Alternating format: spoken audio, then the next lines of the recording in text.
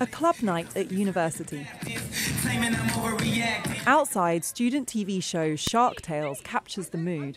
You're mine! We do what we want! It might seem like harmless drunkenness, but there's mounting evidence that violence and harassment of female students are rampant.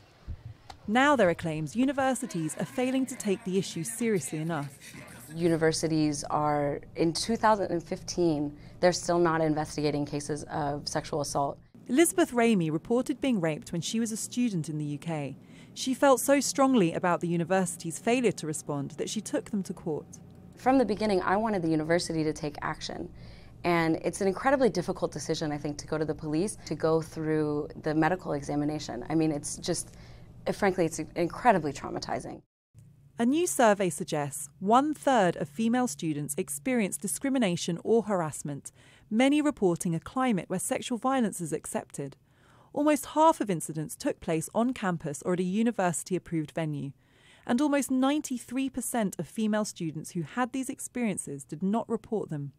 And there's evidence that universities are not even keeping records on how many incidents of sexual violence are taking place. They lack policies to investigate them or to support victims.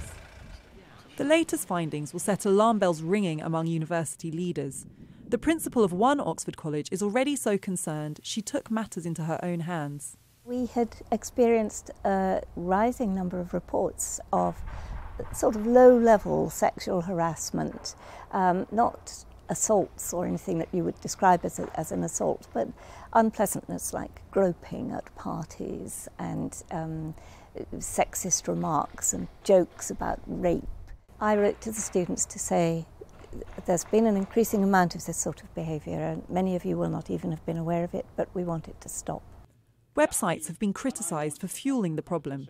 Shag at Uni allows students to meet others looking for casual sex and has an award for the UK's horniest student. But its founder says that more openness in talking about sex could help tackle sexual violence. Consented, one-night stands, that culture, it's absolutely rife in universities. It's very good for business, but also I believe it's very good for society. I don't see an issue with sex.